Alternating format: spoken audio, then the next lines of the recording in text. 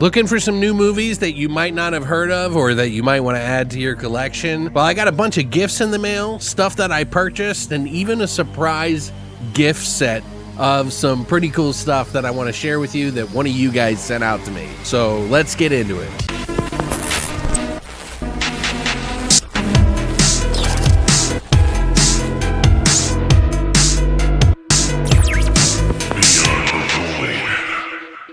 What's up, guys, and welcome back to Beyond the Void.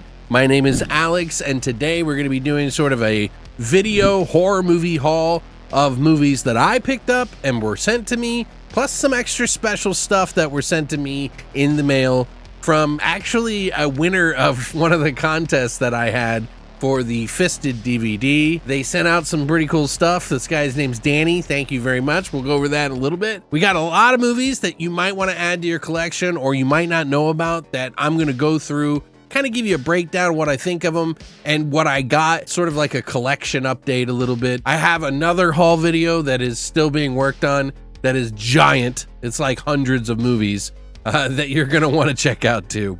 And this is Alex from the editing room. I just want to let you know if you needed anything, I put links down below for all of the movies that I could find online. So if you want to pick up the movies for yourself, you definitely can. I did all the links down there for you. So enjoy.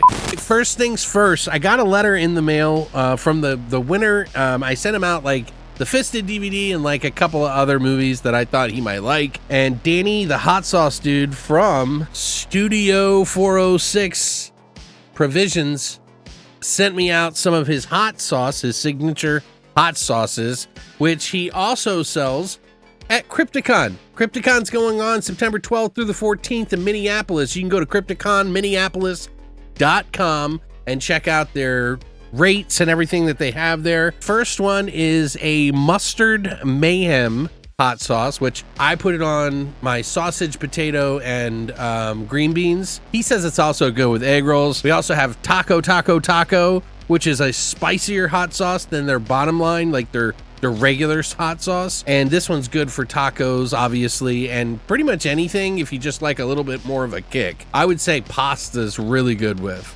And then my favorite, Lower Town Fever, which is just your standard hot sauce that is still packing a punch, let me tell you. And these are all regular ingredients, like really good homemade ingredients on all of these, vegan and gluten-free. This one I really like a lot. When you're eating breakfast, when you're eating whatever, I got this and I've been using it a lot on just about everything. So thanks, Danny. I really appreciate it. If you actually want to pick up some of your own, you can go to Studio 406 Provisions and you can actually pick up your own if you want, or go down to Crypticon and check it out. But thanks, Danny. I really appreciate it, man. You rock. All right, guys, so now we're going to get into my haul of stuff that I was given to me by Plemke and myself. And there might be something else in here. I can't remember what I got, but I picked up a bunch of stuff, and I think you guys are really going to enjoy it. So we're going to go through these right now. First up, Funky Forest, The First Contact. This is one hell of a weird movie, dude. Crazy practical effects in this are insane. It's essentially, I'll read the back here, associated kaiju dance members, an organic instrument playing classroom, overextended nipple lactation, and forest concerts with nature used in place of turntables. These are just some of the far out scenes that await in the dizzying head trip Funky Forest, The First Contact. This is essentially about these like living organic creatures that it's really fucking bizarre, man. Like, it is some of the most bizarre Japanese, I believe, stuff. Plemke sent this one out to me. There's a sequel called Warped Forest, I think, and they sell them individually online. If I can find the link, I'll put a link on it down below. Up next, we have Adam Chaplin, the extended edition, which is even better. This is a fully uncut version from Necrostorm, which Necrostorm has a really weird sort of way. They go and sell their stuff themselves online. They don't really have a lot of outlets that they do it on, except for some titles like this one. They will sell on DVD or in a store or something just to have some market covered, but they mostly sell everything online. And if you wanted a Blu-ray copy of this, you could get one by ordering directly from them at necrostorm.com. But this one is like okay, so it's like an action film, but with like a horror angle. So Adam Chaplin is this like indestructible character who has this creature that like rides on his back. It's like a demon, but he has these powers to like literally punch people into pieces. And boy, does he.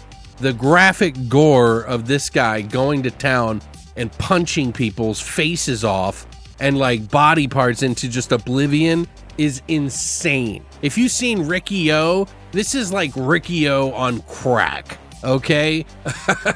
It's an extremely underground video that is kind of like, you know, really good gore. They do a mix of like practical and like this new sort of technology they call, I can't remember what the name of it is, but it's got some like CGI or 3D gaming technology that they use on top of the movie. So they bring the movie into the 3D thing and then add it to the movie. So it's pretty cool what they do in this movie. This is a pretty popular one. They have a second one that they're working on. I've never seen it, but they also do the movies called Hotel Inferno, 1 through 3 or 4, and those are like first person Henry, if you ever saw Henry, but extremely graphic and gory, and they descend into hell. So another movie where they just like obliterate people and stuff. This is one of those. But yeah, this is actually pretty good. I really like it.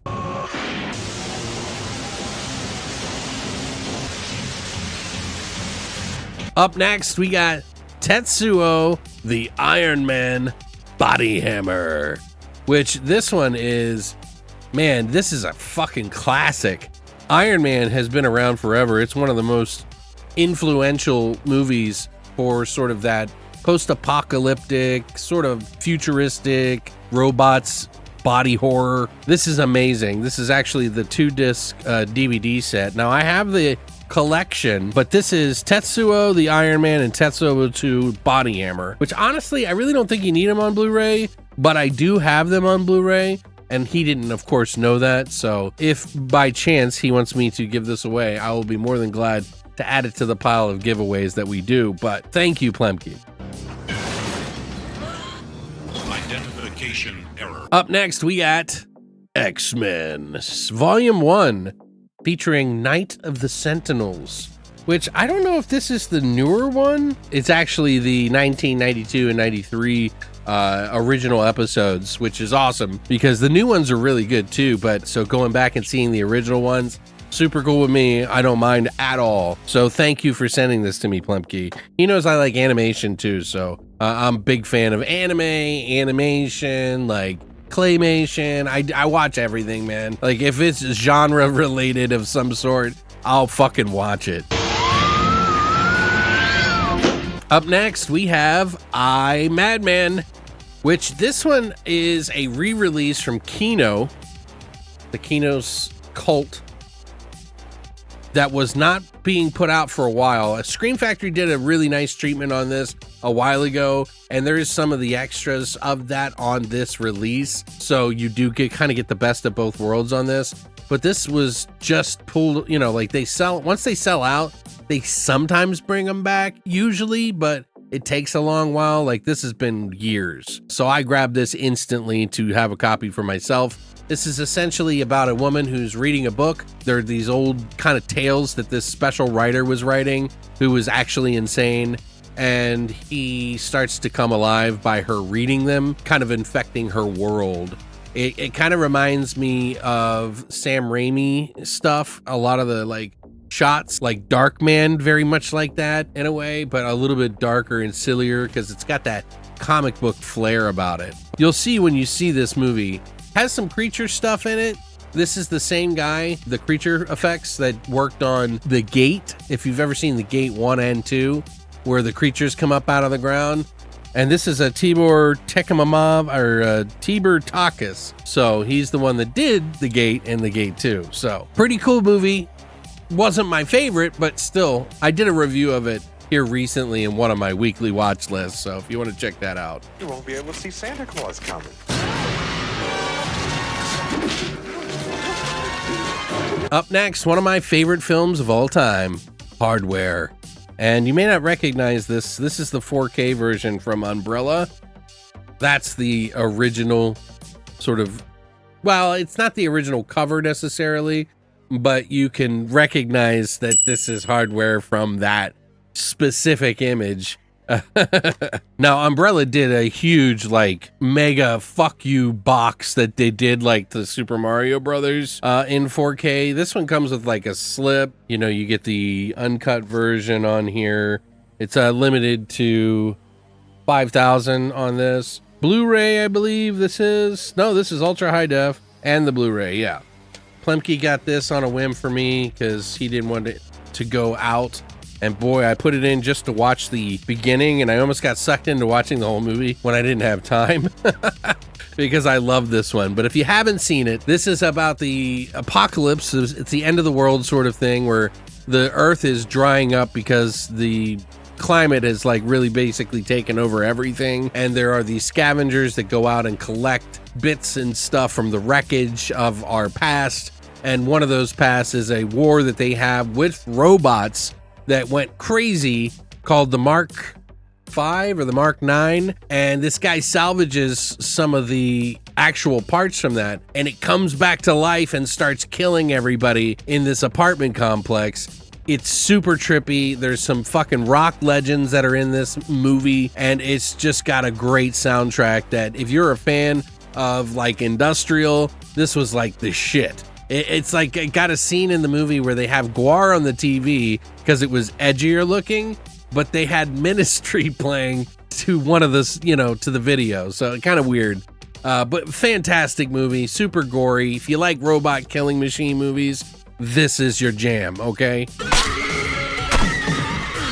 Good morning. Up next, this is one that Cobwebs actually, the Cobwebs channel, he actually suggested to me to watch, and I am a fan of like those So Bad It's Good kind of movies that are Italian, and I love stuff like this, so I didn't want to miss it out. This is an Alessandro Capone film, and it's got a ton of features, but it's a 4K version of it, and I was like, you know what, I'm going to take the plunge before Vinegar Syndrome, or no, I'm sorry, yeah, Vinegar Syndrome stop selling it, because I always miss out. I always miss out on Vinegar Syndrome. This actually sounds so much like this Mexican horror movie that I saw, and I have a collection of. There's like 2 of them that were also about a witch. I know it's not the same thing, but man, is this very similar sounding to that. But anyway, yeah, this is pretty cool from Cobwebs, so thanks, buddy.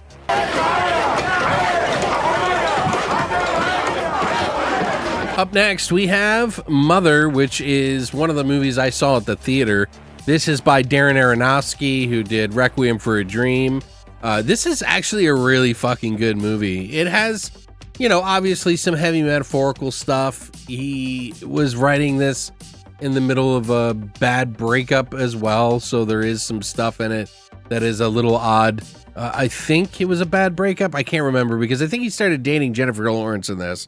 I can't remember. But Javier Bardem is in it, Ed Harris, and Stephen McHatty's also in this movie. It is a trippy fucking nightmare-fueled fucking metaphor about the Earth, and it is fantastic. It's essentially like what it would be like to be God, where you could just change everything around you, and like a metaphor about all that. It's fucking crazy, dude. This is a trippy movie. I think it's one of the better Darren Aronofsky movies. You know, obviously Pi and Requiem for a Dream everybody considers to be some of his greatest, but his modern masterpieces, I would say this one's definitely up there. Up next, we have Laid to Rest, which is the unrated director's cut by Robert Hall. Now, I have the silver one, I have the Blu-ray of the second movie of this. These movies I have never seen. I've heard good things about the sequel. Didn't hear too much about the first one, but I never did get to see them. And so I've been wanting to go down the hole and watch these. So I picked this up ahead of time so that I would have something in the future to watch. If you've seen these movies and you think I should watch them right away, let me know in the comment section down below. Quiet! Up next, we got Dread. Your Time Will Come, which is 8 films to die for.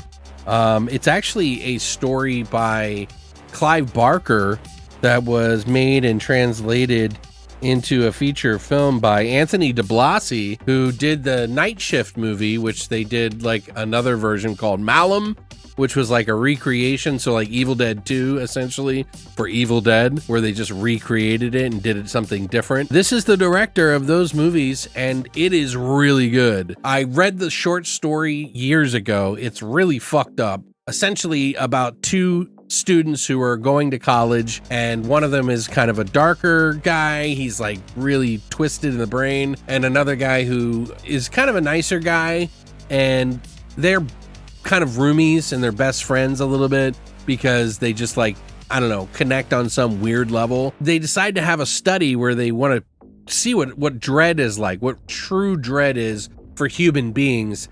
And they make a thesis on this for their final paper, get so carried away that they lock people in rooms and try to scare them by their worst fears to see what dread really looks like. It comes to backfire on everybody and gets really dark.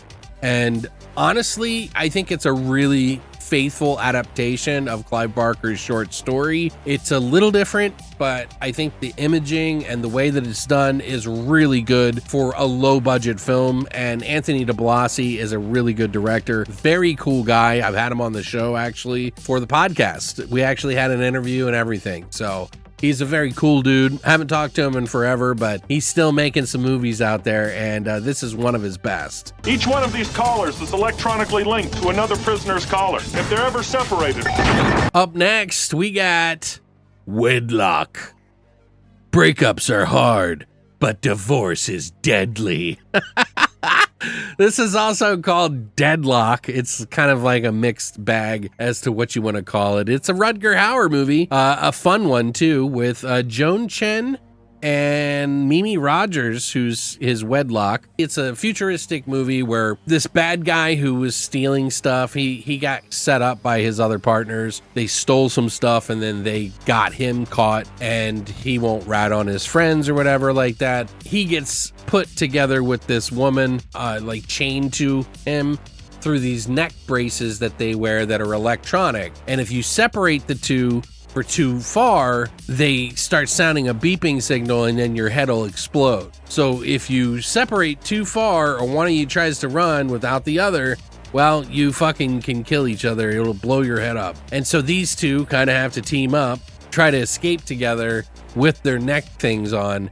And it's a really decent Rutger Hauer movie. Not his best, but a fun one to watch if you have ever seen it. And they even made a sequel for it that Rutger Hauer was no part of, called Deadlock 2 something or another. I don't remember what that one's like, but this one's definitely one of the better ones.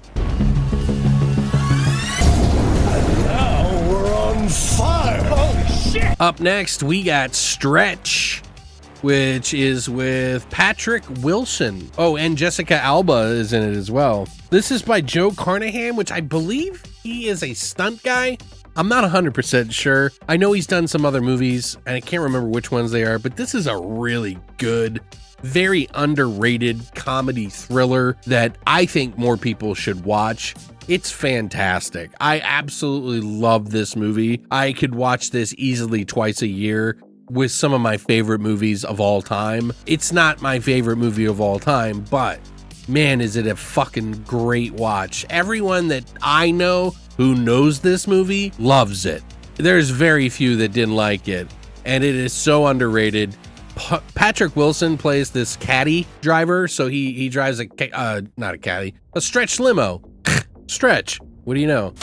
Anyway, he's a limo driver, and he has some gambling debts, and the guy wants his money back by the end of the day, and so he gets this really big client that typically pays out a lot of money that used to be one of the clients of another guy that worked at the same company he was at that died, who offed himself. And that person is played by Ed Helms, who was this amazing... He's hilarious in this movie, by the way, because he plays a ghost that haunts Patrick Wilson on the road. It's really just kind of in his mind, but it's amazing back and forth work. A ghost, only Stretch can see.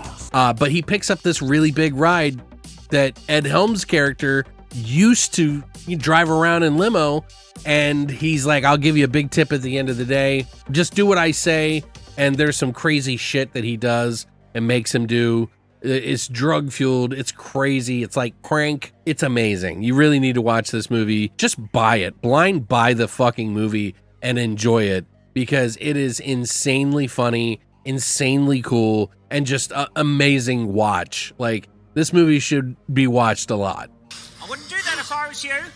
You'll just end up blowing your damn face off. Want to smoke some crack? Up next, we got Guns Akimbo, which get loaded. We also had one of the Scream Queens in it, Samara Weaving, who is in this movie. And yeah, she plays a really fucking crazy role, but it's essentially a movie about this kid who's a programmer. He gets online, he mouths off a little too much to the wrong people, and they come to his house, knock him out, and fucking strap guns to his hand that he cannot take off, and then put him in a game where he has to kill or be killed.